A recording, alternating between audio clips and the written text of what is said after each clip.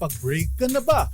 Nakapag-relax ka na ba? Saan ka man nagtatrabaho, mapa-opisina man o work from home o mula mismo sa pwesto, sasabayan namin ang break time mo. Sasabayan namin ng mga balita at komentaryo, mga panayam ng mga taong viral ngayon. DZRH Break Time! RH Break Time!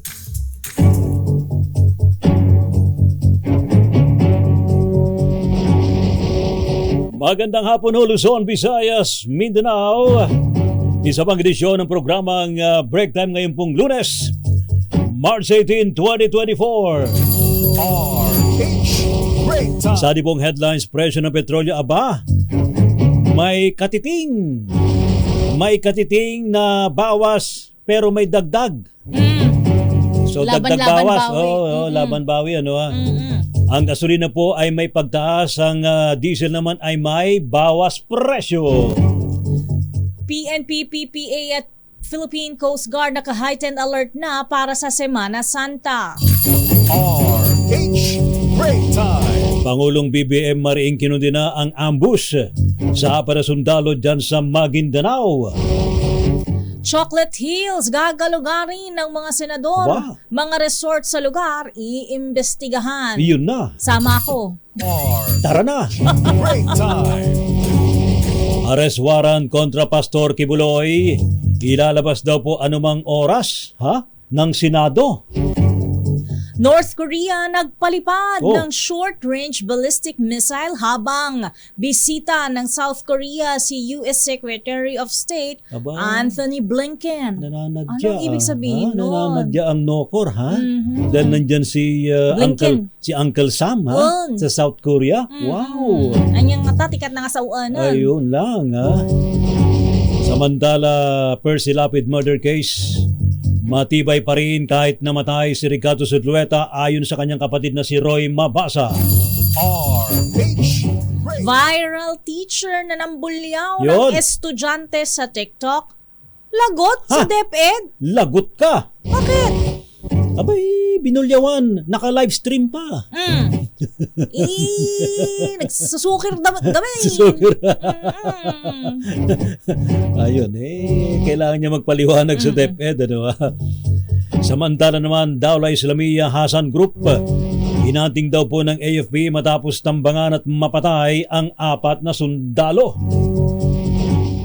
Supply ng tubig sa Metro Manila tiniyak na sapat kahit may El Nino. Ayon yan sa NWRB at DENR. Sana magtuloy-tuloy yan. Oo, lagi tayo makaligo in Sana short. wag humantong na naman doon sa isang senaryo Na pila balde tayo. naku, wisik-wisik O, diba? only. I cannot. O diba? Abay, naranasan ko yung pila balde. Naku naman Oo. Diyos mio. Mahirap yan. Ay, sus apo. RH Break Time! Anyo mga lingkod mga kaibigan, sina Ray Sibayan, sa ngalan po nila kay Mayor Deo Macalma. Ako naman, Fea Petro Corpus. Tuloy-tuloy sa pagbabalita. Tuloy-tuloy sa serbisyo. Sama-sama tayo, Pilipino. RH Break Time! Mamaya hahabol sila kay Mayor. Kay Mayor Deo. Sa ating po mga balita mga kaibigan, may dagdag bawas sa presyo ho ng mga petroleum products sa bukas, March 19. Sa anunsyo po ng Oil Industry Sources, may dagdag na 10 sentimos bawat litro sa presyo ng gasolina, habang may bawas na 10 sentimos sa bawat litro ng diesel. Laki, Huwag ka nang umangal pantay naman Laki. 10 centavos each. Kailangan gusto ko ma-experience yung piso yung rollback. Gusto ko ma-experience yung 3 piso. Ganyan. Di ba? Kasi nagtaas natin ng 3 piso Puro gis-gis lang kasi di yung ba? rollback. 10 centimos at least sabi nga nila pantay naman. 10 piso yung taas sa kabila. 10 sentimos yung taas sa kabila, 10 sentimos naman sa kabila. Oo. At ito ang referee. Kerosene. Walang paggalaw. Wala. Neutral, di ba? Oo. Pantay-pantay, di ba? Correct, oo. Grabe kayo mga oil companies kayo. Balancing. Niloloko yung taong bayan. Ang mga pagbabago sa presyo ng petroleum products ay nakadepende raw po sa paggalaw nito sa world market. Samantala, isinailalim na sa heightened alert status ang Philippine National Police para sa nalalapit na paggunita sa Semana Santa. Ayon kay PNP spokesperson Colonel Jean Fajardo, bahagi ito ng kanilang paghahanda sa Oplan Summer Vacation. Kabilang niya mga lugar na babantayan ang mga simbahan, tourist destinations, mga major thoroughfare kasama na ang mga bus terminal, paliparan at mga pantalan. Una rito, nag-deploy ng mahigit 34,000 kapulisan ng PNP sa mga matataong mga lugar sa buong bansa para matiyak ang seguridad ng publiko. Nakataas din po ang heightened alert ng Philippine Coast Guard at ng Philippine Ports Authority ilang araw bago po ang Semana Santa o Holy Week.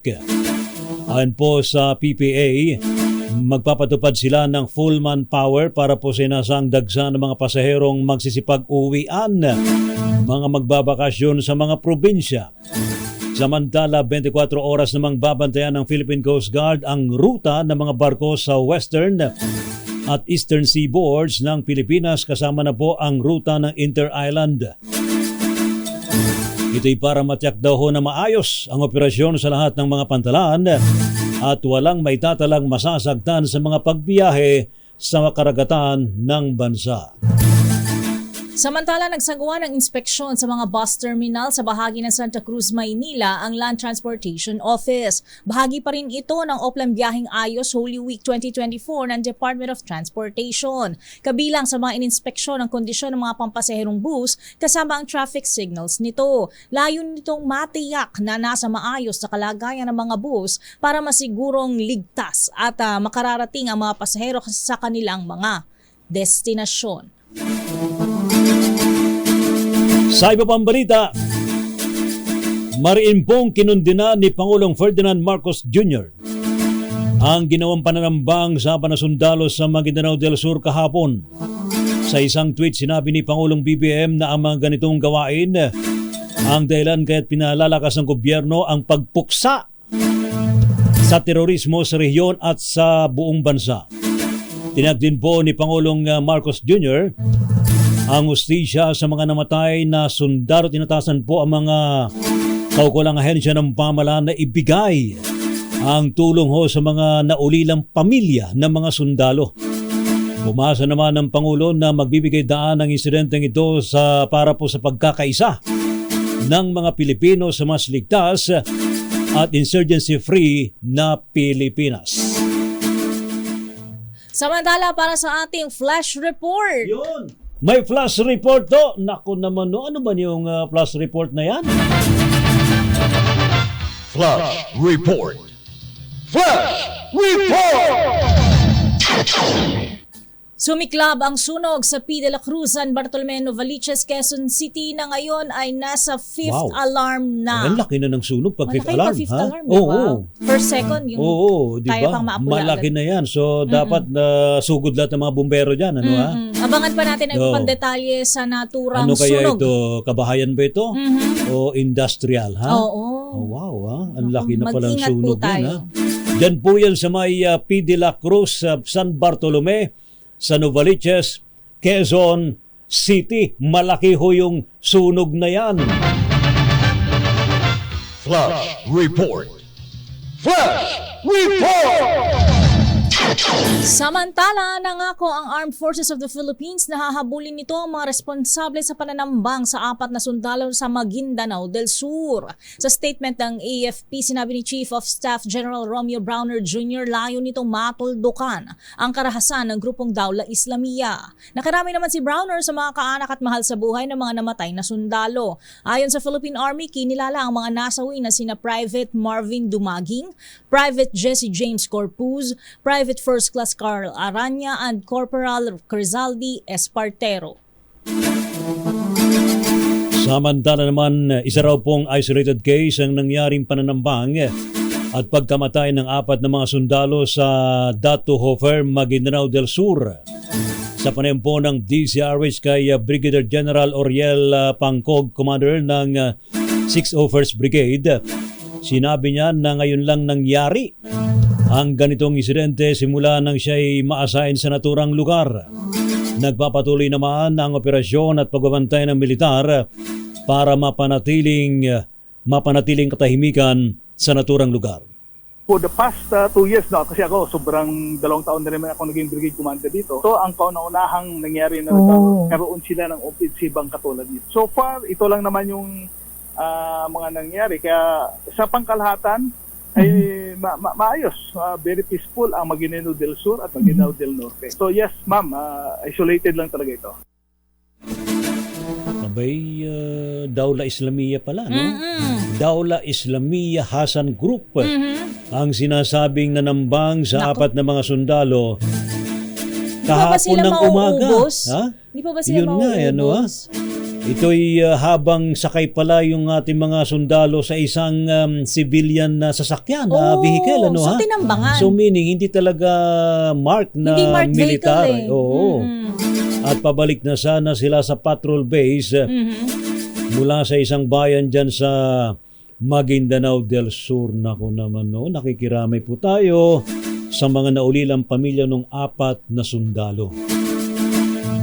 Mabalik tayo sa balitang Bohol dahil iimbestigahan din ng Senado ang mga protected area na tinayuan ng mga estrukturang walang kaukulang permit. Ayon kay Senator Nancy Binay, chairperson ng Senate Committee on Tourism, maliban sa Chocolate Hills, may mga report din sa iba pang mga protected area na marami ding mga kahalintulad na paglabag ang mga itinayong mga business establishment.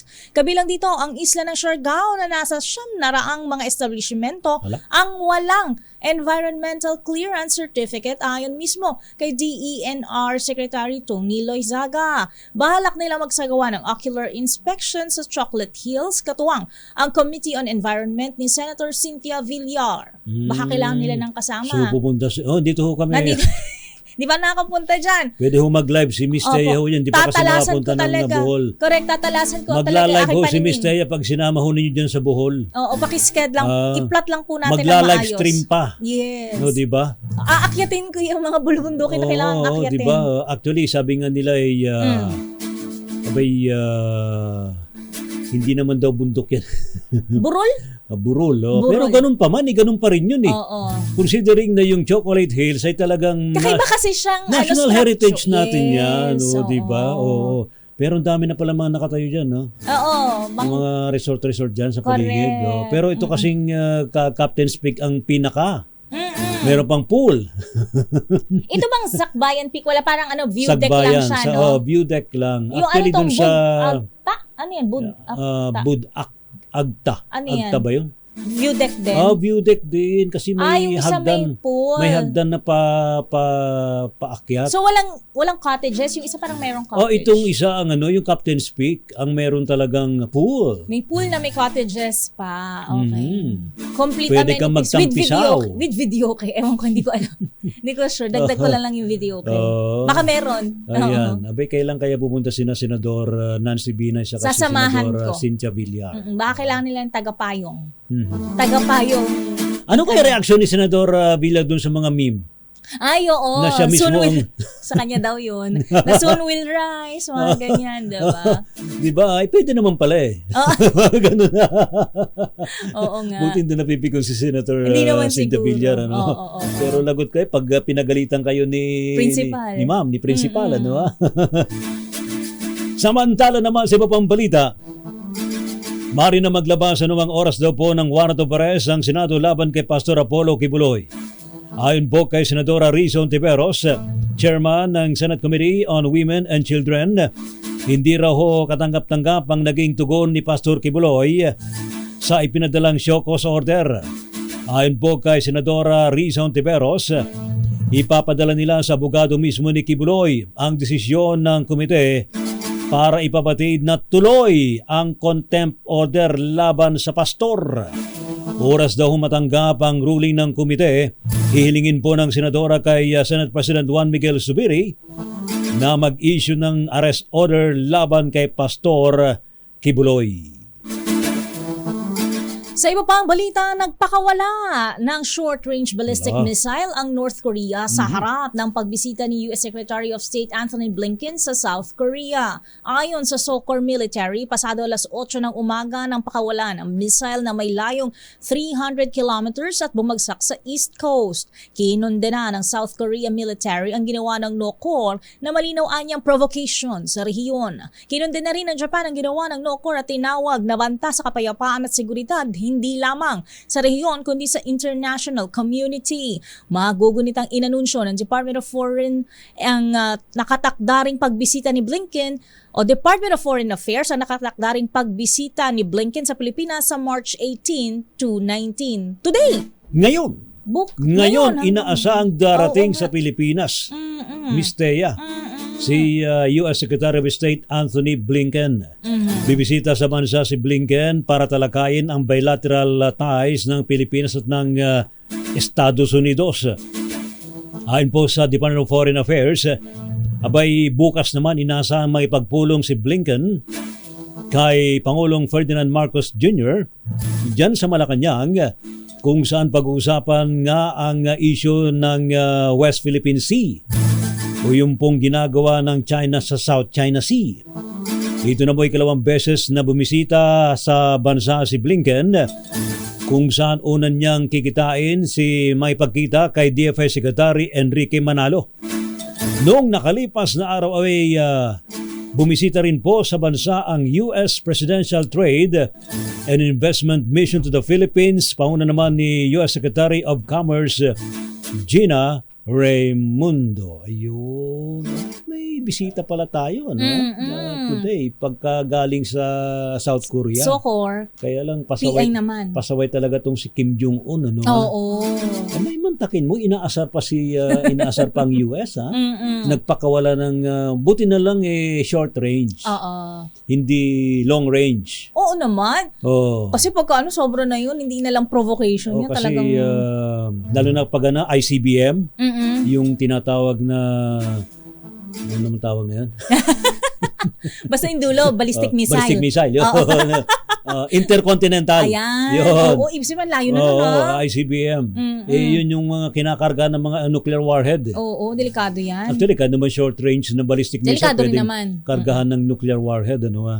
Wag naman sana tayong humantong sa ganung sitwasyon. Wag Ano, ha? na. Makabagong panahon na tayo, Pwede namang idaan sa maayos na Mabuting usapan. O, di ba? Pwede naman kayong magtampisaw dyan sa Captain's Peak sa Chocolate Hills, ha? Habang sarado, o di ba?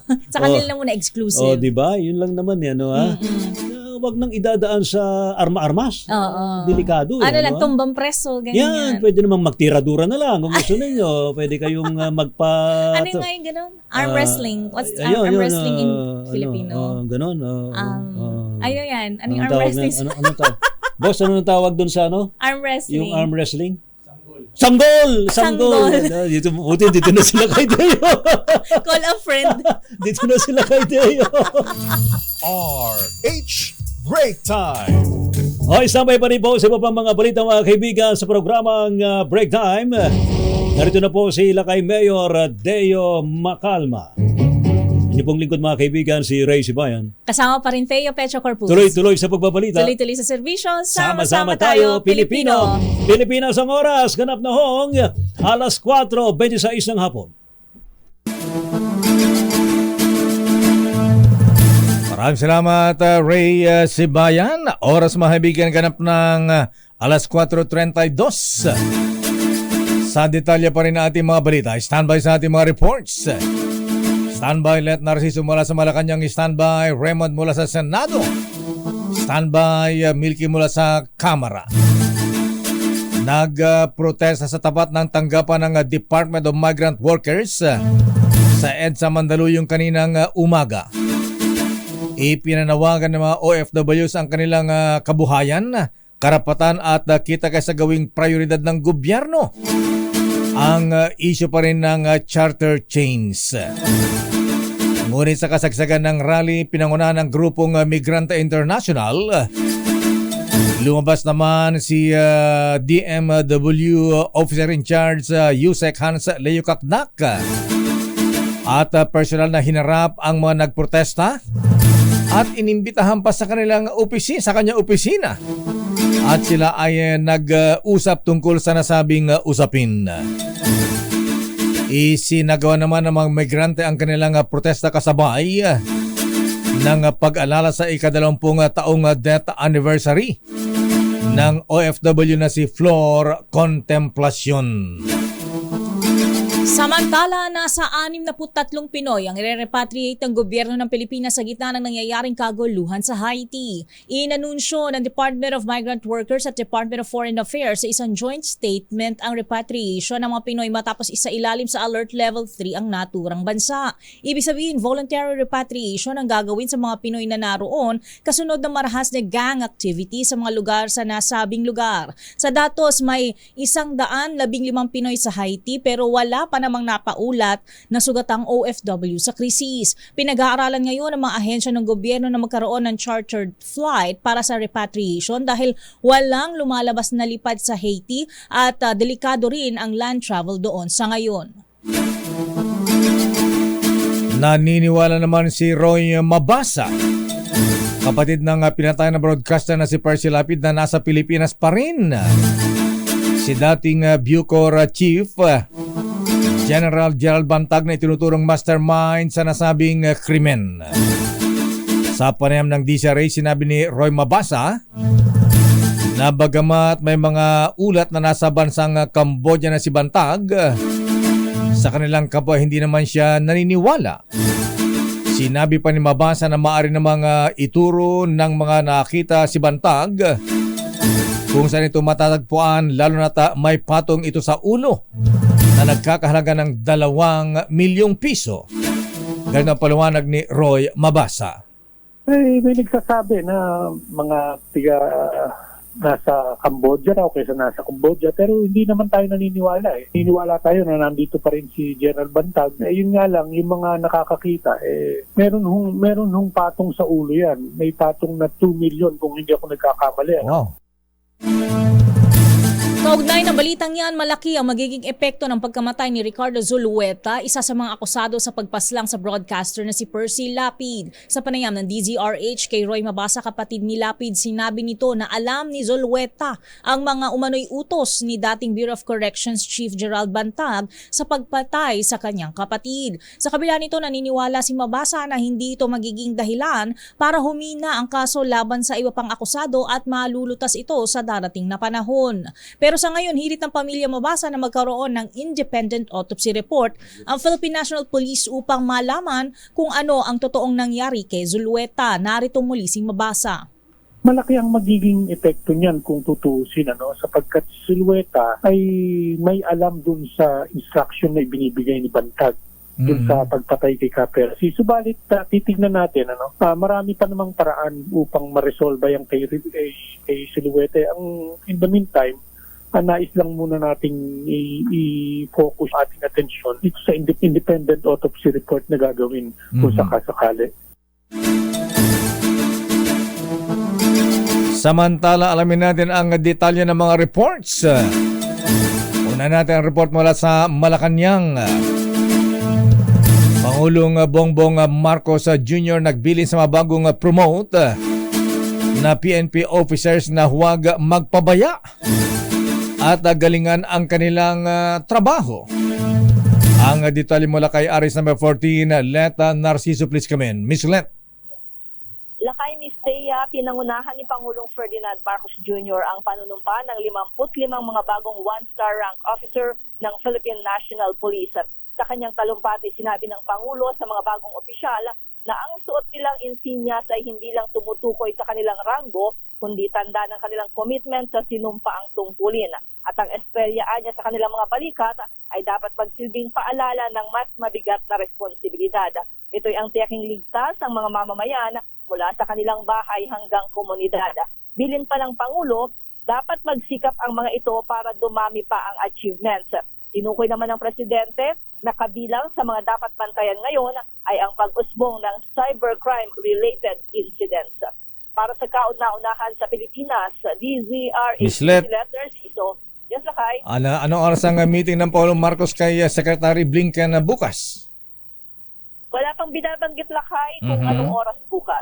Ayan, ano bang itinerary ni Blinken? Papasyalan ba yung mga EDCA sites sa buong Pilipinas? Oo, walang binabanggit lakay. Actually, DFA lang yung nagbanggit talaga nung kanyang pagbisita. Okay, maraming salamat, Miss Let. Balik sa inyo lakay at Miss Thea. Samantala, mga iligal na struktura sa Mount Apo kasama din sa iimbestigahan ng Senado at hindi lang sa Chocolate Hills. Ayon yan kay Senator Raffy Tulfo. Ang detalye bibigay sa atin ni RH28, Raymond Dadpaas. Raymond. Mr. Mayor, kasama sa investigahan ng Senado yung mga naglipa ng mga struktura na naitayo sa bahagi ng Mount Apo sa Mindanao na walang kaukulang permit. Ayon kay Senador Raffy Tulfo, maraming kalintulan ang Captain's Peak Resort sa Chocolate Hills pagdating sa Mount Apo dahil nakapagtataka na maraming mga struktura ang naitayo sa tinatawag na buffer zone ng Mount Apo Forest Reservation Area. Sinabi ni Tulfo na mismo ang Department of Environment and Natural Resources o DNR ang umamin na binigyan na nila ng 2 taon na palugit ang mga may-ari ng mga struktura upang linisin ang lugar. Una na tinayag ni Senator Nancy Binay ng Senate Committee on Tourism na magsasagawa sila ng ocular inspection sa Chocolate Hills sa Bohol kasunod ng milikang kontrobersiya sa pagtatayo ng Captain's Peak Resort sa Sagbayan, Bohol. Narito si Senator Raffy Tulfo. Hindi lang sa Bohol, maging sa Mount Apo sa Davao. Ganon na ganon din nangyari doon sa within the buffer zone. Naglipa na para makabuti ang iba-ibang mga struktura na mga negosyo na bawal dapat because nasa protected area. Bali na payagan. In fact, inamin ng DNR, nung tanawagan namin yung DNR, inamin nila at binigyan nila ng 2 years na palugit yung iba doon na illegal pagkatayo para alisin na. In the first place, bakit pinayagan? Dapat hindi man napatayo. Ngayon, 2 years pa. Nandiyan na sila, nakapagnegosyo na bastos na kalikasan, bibigyan ko ng 2 years. Dapat agad-agad ang negosyo. Kaya sa susunod na hearing, mag-iisang DNR. Si Senador Raffy Tulfo, Mayor. Bakit meron bang Captain's Peak dun sa Mount Apo sa Davao? Marami daw, Mayor. Marami yung binabanggit ni Senador. Wala lang daw siya hawak kanina ng mga yung numero. Pero ang binabanggit mismong DNR ang nagsabi na talagang maraming mga naitayo mga structures doon sa area kung tawagin ay bahagi ng protected area sa Mount Apo ay kasama dito sa dapat na pinaalis na sa ngayon dahil nasa saklaw sila doon sa dapat ay hindi pinagtatayuan ng mga commercial establishment at iba pang mga struktura, Mayor. Merong sikat nung malaki, yung Garden of Eden ba yun? Oh. Ayan, may ano ba yan? May permit ba yun? Hindi pa ako nakakapunta dyan, Laka. Hindi nakapunta doon. Nakapunta na ako ng Davao, pero hindi pa ako nakapunta dyan sa lugar na yan. Yan ang isa sa mga pinaka-attraction dyan sa Davao. Garden of Eden. Garden of Eden. Ayun na nga.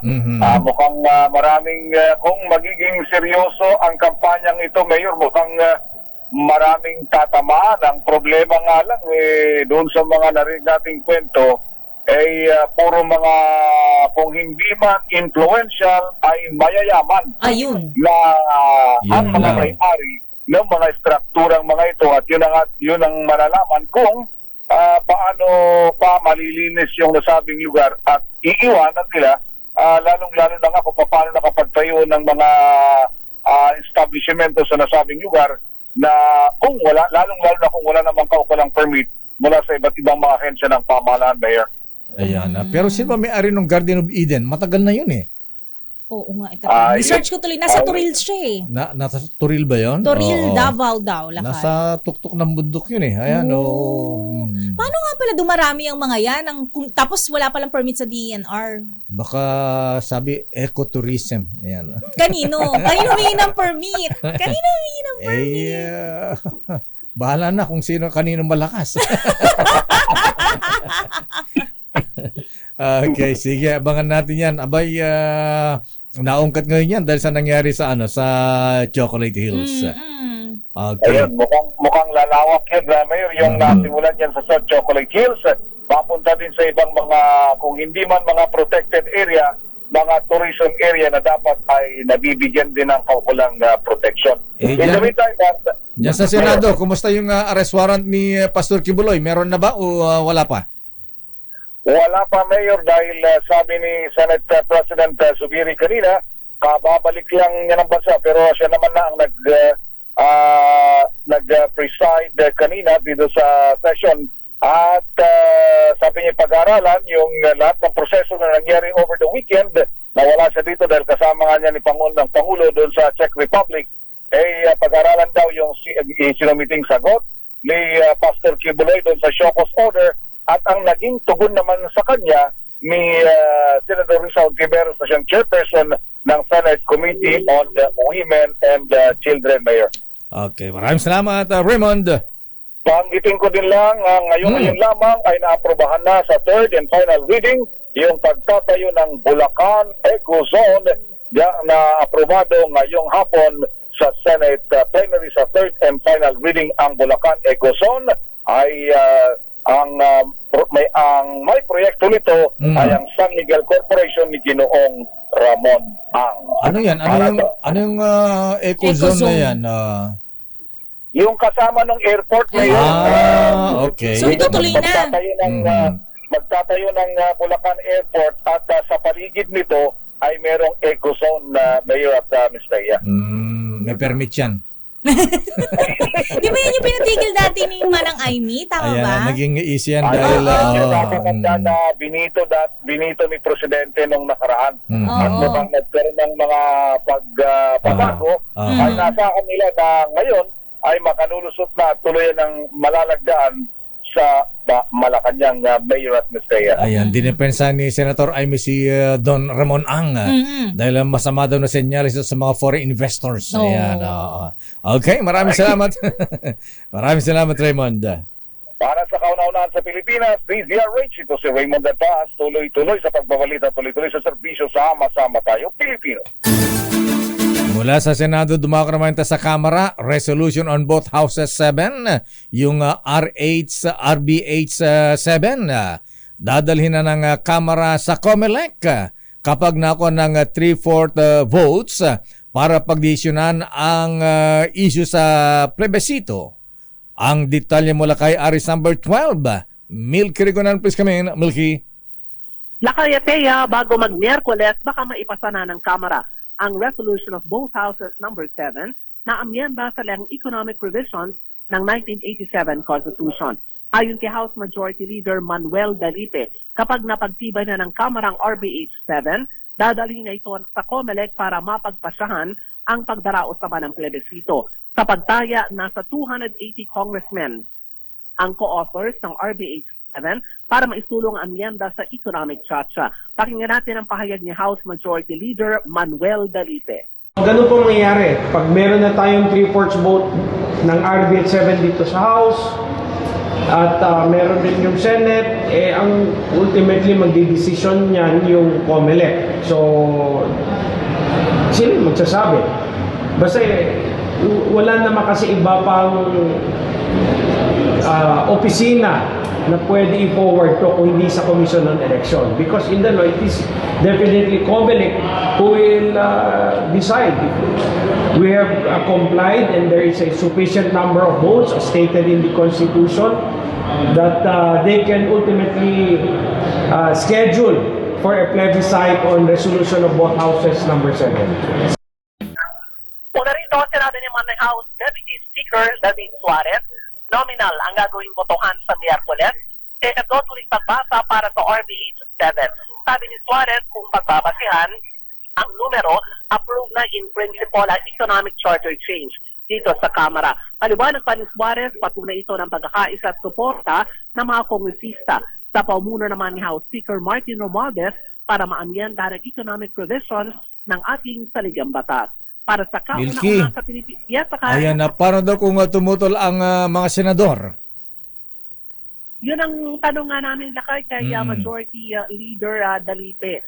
Ang sabi nila, since makakuha naman na daw sila ng 3/4 vote, ay kailangan dalhin ito sa COMELEC at magdidesisyon na lamang ang komisyon kung magpapatawag ng plebisito. parang ito ay panawagan nila na aksyonan na rin ng Senado. Yung RBH number 6 naman, Lakay.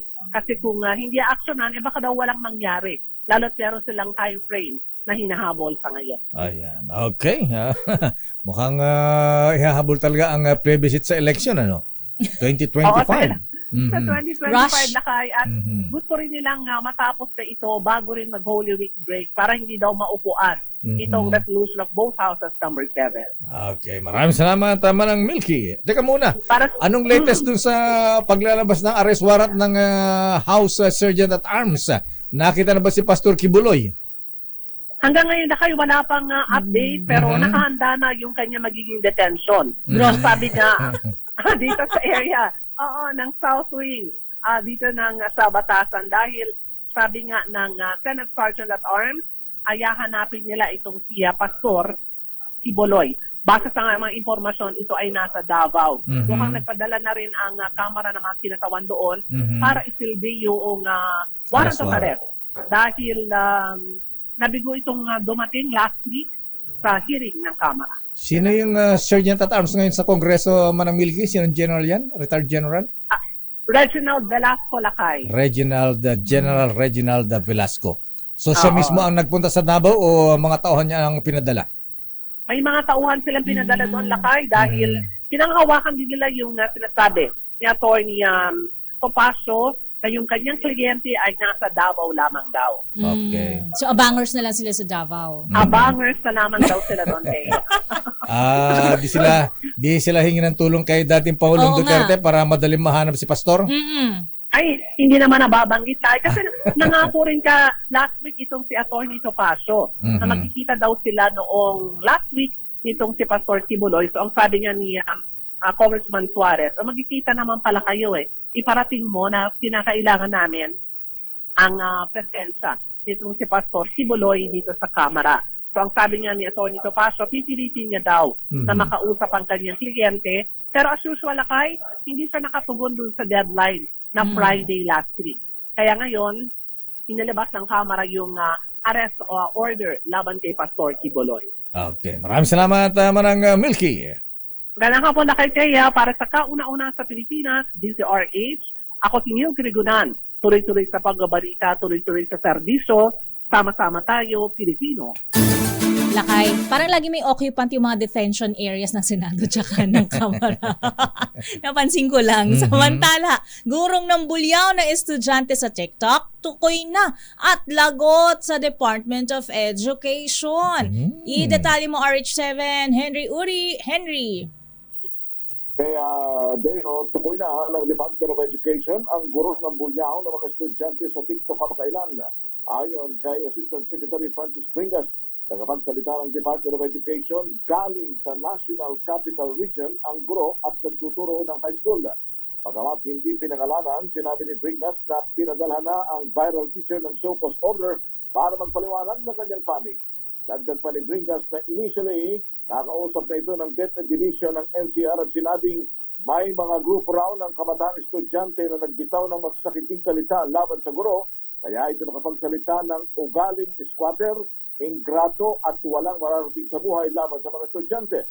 Dahil dito, pinagpapaliwanag ni Bringas at sasalang na rin naman sa psychological aid ang mga batang estudyante para mapaalalahanan na rin ang tamang pakikitungo sa mga guro, habang ang guro naman ay posibleng umarap sa mga posibleng sanksyon gaya ng reprimand, suspension at pagkatanggal sa pwesto na magdidepende naman sa bigat ng kasalanan.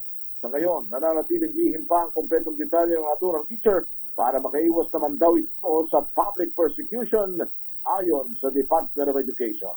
Alam mo Henry, may mga nagtatanggol din doon sa teacher. Ayan, dahil alam naman natin na iba ang panahon natin, iba ang panahon ngayon, Henry, ha? Totoo yan. Kaya nga gusto natin ibalik yung GMRC, Good Manners and Right Conduct Kasi marami nang sa totoo lang, marami nang mga batang estudyante pasaway ngayon. Hindi na sumusunod at nirerespeto ang mga teacher. Balasubas na magsasagot. Noong panahon natin, sulya pa lang. Ay, oo. Ayan. Oo. Kaya marami nagre-react dito Go teacher, go, sabi nila. Kaya yung mga estudyante natin walang-wala sa kalingkingan sa disiplina ng mga estudyante Correct. sa China, South Korea, Japan, Singapore, ayan. Maging Vietnam at Malaysia. Ayan, siguro dapat talaga ikita mo lalo sa South Korea, ha? Oo, lakay. Ang tindi diyan. Ayan, kaya naman disiplinado ang mga bata at paglaki ay Disiplinado pa din. yes, oo. Dito sa atin masyadong bine-baby. Ayan, ang mga estudyante. Kinukonsinti ng mga magulang. Kaya't Ang description nga na kay Karina, tinanong ko kay Asik Bringas kung bakit nagawa yun ng guro at anong nag-consult sa kanya para magsalita ng ganoon. Ang sabi ni Bringas ay meron daw heartful. Yun ang ginamit na salita. Heartful. Nasakit na pananalita. Oo, na pananalita. Galing doon sa mga estudyante. Pagkamat hindi mayroon daw grupo ng mga estudyante na nagbitaw ng mapanakit na salita. Kaya ganun-ganun na lamang ang bitaw dito laban sa mga naturang estudyante. Pero just the same, kailangan po munang ilihim ang kompleto naman ng naturang teacher para naman daw makaiwas naman ito sa public persecution. ayan, although na mali yung ginawa ni teacher na ipinost pa kasi. Ayan. Oo, naka-livestream kasi siya lakay. Well, anyway, eye-opener itong nangyaring yan. At siguro matutukan ng ating DepEd Secretary, Vice President Inday, ang ganitong issue sa mga teacher at mga estudyante. Lakay. Ikaw naging teacher, Oo, Miss Teya, ha? lakay. Nako, Anong naranasan I'm so mo, happy ha? nga. Hindi ako na-record nung nagtuturo pa ako. Bakit? Marami ka rin bang pinagalitan na Oo, lakay. Pero proud ako sa mga napagalitan ko noon. Parang marami naman na silang narating sa Okay, buhay. tama, oo. Binabalikan naman nila ako. Thankful naman sila. kung sino mga napagalitan mo noon, Parang malayo naging na. successful. Yes. Marami ang malayo ang narating. Pamilyado na at mukhang masaya na sa kanilang mga tinatahak na landas. Ayan, sabi nga na isang nag-react dito iba mas hamak na mas maganda ang performance ng mga estudyante sa China, Japan, Korea, Singapore kaysa mga estudyante natin dito sa Pilipinas dahil masyado natin silang bine-baby. Nung nagtuturo ako lakay tsaka ka Henry, yabag pa lang ng pa ako lakay. Takot na sila na Pasok na sila at behave. Tahimik ka agad. Oo. Ngayon di na pinapansin ng teacher. Kita mo, ito nagalit na teacher mukhang kinakantsawan ng mga estudyante. Correct. Kaya Na-frustrate na parang bulkang sumabog na. Naglagablab Siguro dapat tingnan din. Terror pala na kay si Teacher Teya, terror. Ay, oo, pero to si Teya, kaya alam mo. Ayoko na mag-talk. Pero yung mga terror na teacher ng elementary high school nakatulong sa atin. Talagang nag-aaral tayo ng mabuti. Yung nakakurot nga po pala sa singit ko nung grade 4 ako, si Mrs. Nicolas. Ganun ba? Oo. Sutil din pala. Hindi ka ba kinurot sa utong? May teacher Wala. Si Mrs. Mercedes Soriano, yung kasi ang upuan namin noon yung dalawahan, yung babae lalaki. Oo. Abay kung kurtin yung seatmate kong si Nelda. Babae? Oo, babae lalaki kami noon. Kasi makukulit kami para sinagsasama kayo. magkatabi ang lalaki at saka babae. Abay, nung di makasagot yung aking seatmate, kinurot sa utong. Bakit naman sa utong? Ano ba yan? Sige ka, Henry, saan kaya ito na dos por dos ng teacher? Ay, di naman. Napingot. Napingot. Ako binato din na eraser pero nakailag ako. Natamaan yun nasa likod. Ayan, okay. May kanya-kanya tayong karanasan. Kita mo, yung mga teacher natin, tanda-tanda ang pangalan. Ayan, meron pa malupit sa amin si teacher namin si Eugenio Albano. Naku, lupit nun. Ako nung college na kayo, si Celeste Tanchoco. Okay. Rumistro ang mga pangalan. Okay, maraming salamat Henry at sana nga ay ma-action ito ng DepEd ni Secretary Inday Sara Duterte Carpio. Sabi naman ni Asik Bringas, hindi magpapabaya ang Department of Education para sa malansing kalagayan naman ng mga guro at mga estudyante. Ayan. Para sa kauna-unahan sa Pilipinas, DCRH, ako si Henry Uri. Tuloy-tuloy sa magbabalita. Tuloy-tuloy sa serbisyo, sama-sama tayo, Pilipino. Maraming salamat, Henry Uri. Samantala, Department of Agriculture, nilino na walang bagong inilabas na pagbawi ang ombudsman sa bilang masuspended na tauhan at opisyal ng NFA. O nga pala, congratulate din natin itong si, in fairness, Bala, abay talagang sa business, ika nga itong si Secretary Francisco Chu Laurel. Ayan, kita mo, pati yung mga anlaki palang pondo para sa mga pamigyan ng seedlings ng kape. Oo. Ayan, abay natuklasin ni Secretary Laurel. Asan yung mga seedlings ng kape? Saan napunta? Asan na daw, lakay? Yun ang hinahanap pa. Ayan. Hindi nakakagising yung kape nyo. Mukhang ginawang barako na. Alamin natin, hindi tayo mula kay Val Gonzales. Val, please come in. Val. Yes, Mayor at Mr. Nananatiling 24 ang bilang ng mga inabsentong tauhan ng National Food Authority sa usapin ng manong paluging pagbebenta ng buffer stocks ng bigas. Ito ang nililinaw ngayon, Mayor, ni Department of Agriculture Spokesman Assistant Secretary Arnel de Mesa, kasunod ng una nitong sinabi kaninang umaga na mayroon pang panibagong 20 mula sa 141 na napasama na rin sa nalifang suspension order. Ayon dito kay Asset de Mesa, sa parehong dokumento ang naibigay sa kanyang tanggapan sa lifting order na nilabas ng Ombudsman sa 23 tauhan nito noong nakalipas na linggo. Sa ngayon ay nananatiling 117 ang kasalukuyang iniimbestigahan kung may kinalaman sa umano'y rice scam. Una nang nag-aayon ng motion for reconsideration ng mga suspended employees at inababawi sa Ombudsman ang ipinataw na 6 months preventive suspension. Samantala, Mayor, idugtong ko na rin ito dahil kanalabas lamang, Mayor, yung itinalaga itong si Agriculture Secretary Francisco Chu Laurel Jr. na mauupo bilang officer in charge, OIC Administrator ng National Food Authority. Ito Mayor, yung kalalabas lamang na abiso ng Department of Agriculture doon sa newly appointed na Director 4 at siya rin ang magsisilbing officer in charge ng NFA.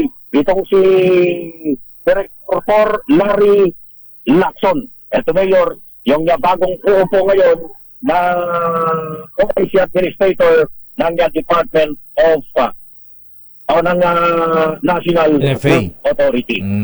Ng NFA, Mayor. Bago lamang ito, Mayor, na inilabas. Anong pangalan niya ulit? Anong pangalan? Ang pangalan niya, Mayor, ay Director 4 Larry Lacson. Lacson. Anong first name? Siya na ngayon yung namamahan. Anong first name niya? Larry. Larry Lacson. Kala ko Ping Lacson. Larry Lacson. Larry Lacson. Ito isang Doctor of Agricultural Science, Mayor, nagtapos sa De La Salle Araneta University. Okay. Congrats kay Acting Administrator and good luck, Larry Lacson. Thank you, Bal. Back to you, Mayor, at Mr. At ang Department of Interior and Local Government, ayan, nagbabala na sa mga LGUs, mga local government officials, kaugnay sa nagsusulputang mga walang lisensyadong mga resort, katulad ng Captain's Peak Resort sa may paanan ng Chocolate Hills sa probinsya ng Bohol. Ayon kay Secretary Benhar Abalos, ang lahat daw po ng mga opisyal ng LGU na makipagsabwatan o kaya ay nagpahabaya sa kanilang matungkulin sa pagsulputan ng mga ganitong resort na walang kaukulang permiso ay maaring masuspindi o kaya ay maaring matanggal ba? At sinabi na kailangan, sabi ni Abalos, kailangan na mapanatili ang accountability at integridad ng paglilingkod o kaya ay public service. Bilis ng oras. Sandali lang mga Miss Teya, bago na magpaalam, may warning po ang DepEd, ha? Abay, para sa mga naniniwala sa mga scholarship grants. nagbabala ang DepEd sa publiko na mag-ingat sa peking post tungkol sa scholarship grants para sa mga estudyante. Ayon sa DepEd, illegal na ginagamit ang kanilang selyo at litrato ni Vice President at Education Secretary Inday Sara Duterte Carpio para manlinlang ng mga tao. Sa nasabing peking post kasi Teacher Thea, nag-aalok ito ng scholarship grant sa halagang 5,000 pesos para sa elementary. Wow. 7,000 sa high school at 10,000 sa college at vocational students. Ayan. Kaya ingat daw po sa ganitong mapanlilang, misleading na post sapagkat ito ay illegal, walang katotohanan. At bago tayo magwakas pa, i-congratulate natin Miss Thea. Congratulations! Kay Justice Elihu Ibanez, ang bagong commissioner ng PCGG. Binabati ni Kuyang Justice Danton Becer. Abay, Justice Ibanez, alaba tayo dyan. Ayan. At happy birthday kay Kuyang General Aika Quadra at ganoon din kay Nobol Ajib Escalante. Happy birthday at sa dollar mo, Miss Thea. Magkano lakay? Abay, tumataas na naman ang palitan, ha? Buwabagsak ang halaga ng piso, ha? Malapit na maging 56 pesos per dollar. Nagsara sa trading kanina, ayon kay Mr. Michael Ismaga, ating business correspondent, ang paritan ng dolyar ay 55 pesos and 58 centavos. Katago yung dollar mo. Baka wala na itatago lakay Baka maging 56, 57. At yan ang kabuuan nating mga balitaan. Talakayan sa ating palatuntunan ng break time. Ako po si Deo Macalma. Ako naman Thea Petro Corpus. Antabayanan. Mga balansyadong balita mula kay Chairman of the Board, Henry Ure at Miss Kay Karen Oyong. Bye-bye. Ingat. Stay safe. Oras. Naku, parang sardinas na. 5:55, 5:05.